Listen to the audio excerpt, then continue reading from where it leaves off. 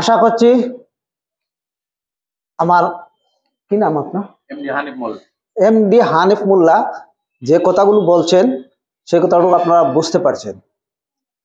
তার উপর আমার কিছু আরো এগিয়ে দেওয়ার জন্য আমি কিছু কথা বলার চেষ্টা করছি। সত্যি আল্লাহ রাব্বুল আলামিন পৃথিবীর বুকে মানব জাতিকে পাঠিয়েছেন যখন, তখন মালায়েকরা বলছিল, হে আল্লাহ, আপনি কেন তাদেরকে পাঠাবেন? আমরা তো আপনার গুণগান সর্বত্র করছি। আল্লাহ বলছেন, তোমরা, আমি যা জানি তোমরা তা জানো না। আর আল্লাহ বললেন, আমি আমার প্রতিনিধি পাঠাবো পৃথিবীতে। তাই আমরা কি প্রতিনিধি? প্রতিনিধি কাকে বলে আমরা তাও বুঝি না। ইংরেজিতে যাকে বলা হয় রিপ্রেজেন্টেটিভ। একজন মিনিস্টারের যদি রিপ্রেজেন্টেটিভ হয়, যেমন আমাদের দেশের বিদেশ মন্ত্রী, ওনাকে যদি পাঠানো হয় যে যাও তোমার একজন প্রতিনিধিকে বিলেতে পাঠিয়ে দাও, তাহলে ওই প্রতিনিধিটা যিনি হবেন তিনি কি নিজে ওই মিনিস্টারের কাজটা করবেন না নিজের থেকে কোনো কাজ করবেন? যিনি মিনিস্টারে পাঠিয়ে দিবেন, মন্ত্রী পাঠিয়ে দিবেন, ওনার কাজটা করবেন না নিজের থেকে কোনো কাজ করবেন? বলুন তো। তিনি ওই মন্ত্রীর কাজ করবেন। তাহলে আল্লাহ রাব্বুল আলামিন আমাদেরকে তিনির কাজ করানোর জন্যই পৃথিবীতে পাঠিয়েছেন। সেজন্য আল্লাহ রাব্বুল আলামিন সালামুন আলা আদম আলাইহিস সালামকে খলিফা বানিয়ে পাঠিয়েছেন। তাই আমরা প্রত্যেককে খলিফা। আর শুধু আমরা প্রত্যেক খলিফা হলেই চলে না, কেননা আল্লাহ রাব্বুল আলামিন বলছেন, ওয়া উলিল আমরি মিনকুম, 4:59 বলছেন, ওয়া উলিল আমরি মিনকুম, তোমাদের মধ্যকার একজনকে নেতৃত্ব দিতে হবে। এই নেতৃত্ব দেওয়ার জন্য সালামুন আলা মুহাম্মদকে সর্বশেষ নেতৃস্থানে পাঠিয়ে দিয়েছিলেন। আর আমাদের মধ্যে সেইভাবেই আমাদের নেতৃত্বকে ঠিক করতেই হবে। আর নেতৃত্ব ঠিক করেই সালামুন আলা মুহাম্মদ পৃথিবীর বুকে কিছু প্রকল্প হাতে নিয়েছিলেন, আমরা ইতিহাস ঘেটে জেনেছি। সেই জন্য আমাদেরকেও কিছু প্রকল্প হাতে নিতে হবেই, খেতেই হবে।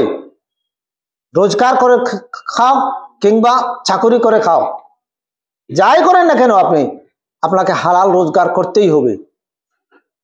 কোরআন তো আসে নাই আমাদের কাছে যে আমাদেরকে উপবাস রাখবে, আমাদেরকে মেথর বানাবে, আমাদেরকে এমনকি নিম্ন শ্রেণীর লোক বানাবে। তার জন্য তো কোরআন আসে নাই। আমি আমার পূর্ববর্তী আলেম ওলামাদের বক্তব্যের মধ্যে শুনেছি, ওরা বলেছেন হযরত উমর রাদিয়াল্লাহু তাআলা আনহুর যুগে পৃথিবীর অর্ধেক যুগ মুসলিমদের কর আয়ত্তে ছিল। রোম সম্রাট এই দুর্দান্ত রণকৌশল, দুর্দান্ত পলিসি দেখে বিস্মিত হয়ে একজন গোয়েন্দা বিভাগকে পাঠিয়েছিল, যাও তুমি, উমরটা কে, তার কত সৈন্য বল, তার কত টাকা আছে। এই দুর্দর্শ গোয়েন্দা বাহিনীর একজন এসে মক্কায় মদিনায় যখন এসে পৌঁছলেন, তখন বললেন, জিজ্ঞেস করলেন, আরে ভাইরা, তোমাদের রাজা কোথায়? ওরা বলে উঠছিল, আমাদের কোনো রাজা হয় না। তাহলে তোমাদের কি হয়? তাহলে আমাদের একজন আমির হয়, আমাদের একজন খলিফা হয়। ঠিক আছে, তোমাদের আমিরকে আমার সঙ্গে দেখা করিয়ে দাও। ওরা সবাই বলে উঠলো, আমাদের আমিরের উট হারিয়ে গেছে। লোকটি আশ্চর্য হয়ে মাটিতে বসে পড়লো, লুটে পড়লো। আরে কি কথা, কেমন কথা? যেন তোমাদের আমির, তোমাদের বাদশাহ, তোমাদের রাজা, তার উট হারিয়ে গেছে আর তার উট খুঁজতে সে আবার ময়দানে চলে যাবে। আচ্ছা, তো আমার সঙ্গে একজন লোক চলো, আমি তাকে খুঁজে বের করি। যথাক্রমে ওই লোকটি একজন সাহাবীকে নিয়ে মরুভূমির প্রান্তে চলে গেলেন এবং অনেক দূর চলে যাওয়ার পর দেখলেন একটা বৃহৎ গাছের তলায় শুয়ে আছেন হযরত উমর রাদিয়াল্লাহু তাআলা আনহু, এবং পাশে তার উটটা বেঁধে রাখা আছে। দুপুরের সূর্য হেলে গেছে, সূর্য কিরণ গাছের ছায়াটা সরে গেছে উমরের উপর থেকে, আর উমর ঘামে ভিজে নিচের বালুগুলো ভিজে গেছে। লোকটি দেখে বলল, আফসোস, হায় কি আশ্চর্য কথা! হে উমর, তুমি তোমার জাতিকে, তোমার মানুষকে বুঝিয়ে দিয়েছিলে তোমার যে তুমি যে কত শান্তিতে। আমার দেশের রাজা যদি 7 তলা বিল্ডিং এর উপর তাকেও, তথাপি কোন সময় তার প্রাণ চলে যাবে সেও বুঝতে পারে না, চিন্তিত থাকে। আমরা সেই জাতির লোক, সেই কোরআন ছিল আমাদের হাতে, সেই কোরআনটা আমাদের কাছে নবী মুহাম্মদ রাসূলুল্লাহ মাধ্যম দিয়ে আল্লাহ রাব্বুল আলামিন পৃথিবীর বুকে পাঠিয়েছিলেন, আর সাথে সাথে কিছু কর্মও দিয়েছিলেন। সেই কর্মগুলো আমাদেরকে করতে হবে। কিভাবে করতে হবে এটা আমাদেরকে সিদ্ধান্ত নিতে হয়। প্রচার করতে গিয়ে কোরআন এমন আশ্চর্য কোনো কথা নয় যে আশ্চর্য বিষয় লাগবে আমরা প্রচার করব, আমরা গবেষণা করব, আমরা কি করব, আমাদের কোনো ভীত সম্প্রস্ত হতে হয় না। সহজ একদম আল্লাহ রাব্বুল আলামিন তার জন্য বলে দিয়েছেন কোরআনের মধ্যে, আপনারা অনেক শুনেছেন।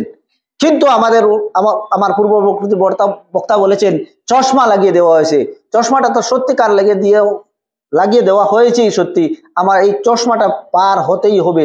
কিন্তু তার মধ্যে একটা সমস্যা কাল থেকেই শুনছি, এবং আমার জীবনের প্রথম থেকেই জানছি যে খাদ্যের সমস্যা হয়, বাসস্থানের সমস্যা হয়, কাপড়ের সমস্যা হয়।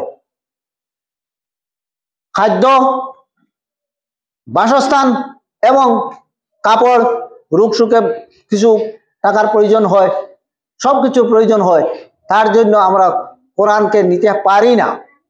হ্যাঁ, নিতে পারবো সত্যি, আমাদের হাতে যদি কোনো প্রকল্প ঠিক করে নেই, এটা কিভাবে নেব, এবং আমরা জানি না আপনারা কতটুকু করেছেন।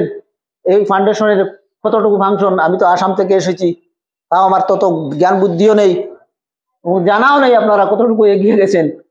অবশ্যই আমাকে অবগত করবেন, আমি জানবো, আপনারাও সহায় করবেন কিভাবে আমরা সেটা করতে হয়। আমরা তার জন্য আপনাদের কাছে আমি বিনম্র অনুরোধ করছি, কিছু লোক উঠে উঠে আমাদেরকে সহায় করুন, তাদেরকে সহায় করুন কিভাবে করা যায় এটার উপর। আমি এই বলে আমার বক্তব্য শেষ করলাম। ধন্যবাদ।